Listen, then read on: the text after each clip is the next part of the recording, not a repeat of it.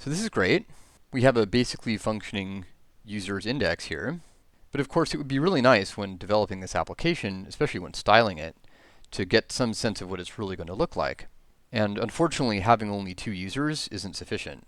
Of course, we could add these users by hand, but that's incredibly cumbersome. And it's also the sort of thing that if for any reason we needed to blow away our development database, which is a pretty common thing to have to do, then we would have to rebuild it by hand. So it's pretty clear that it's a nice idea to seed this sample application with some sample data.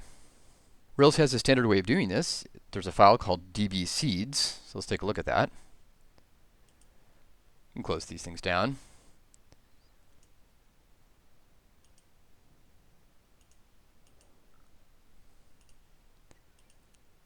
So we're going to go into dbseeds.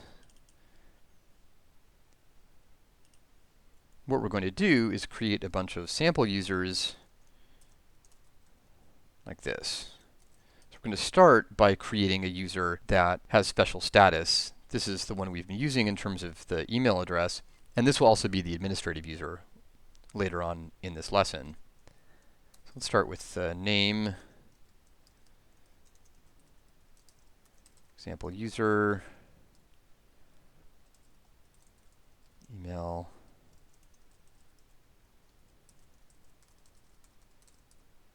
let's put a space in here.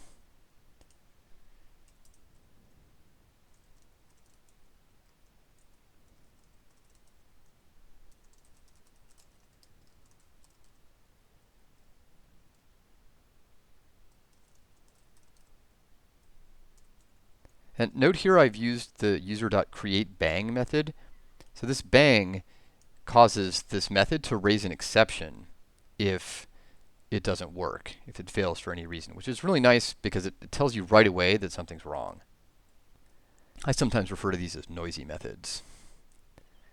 And now we're going to use a cool method on fixnums. This is basically on an integer.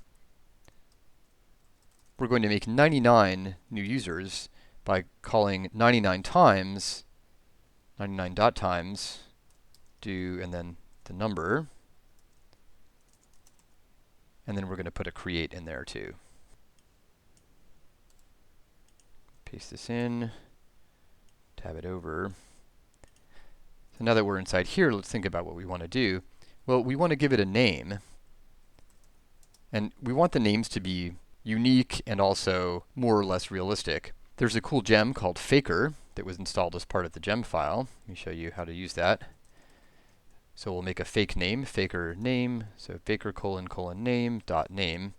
By the way, we've seen these colons before. Don't worry about what that means. It's not important at this stage. This is the kind of thing you learn in a pure Ruby book.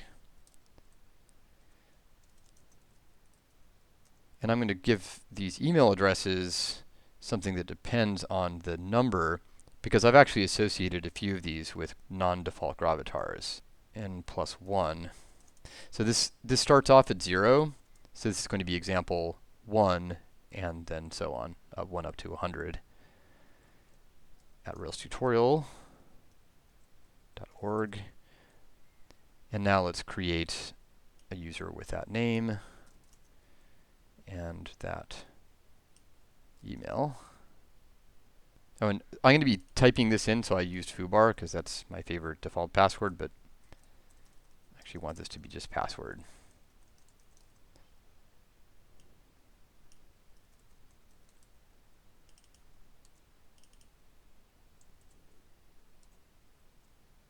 All right, the way we use this seed file is like this.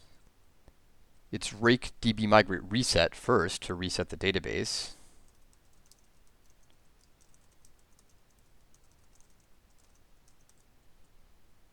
And this is the kind of thing that often requires restarting the server, so I'm just going to Control-C out of it to start with. So reset the database. And now we run rake dbseed.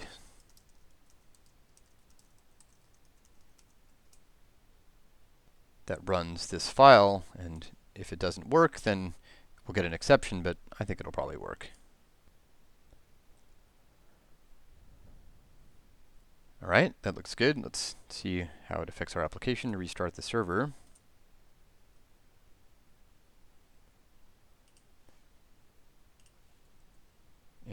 refresh, see how it looks. All right. You can see here that I've associated the first 5 users with gravatars, and then we've got the default gravatar the rest of the way down. That's great.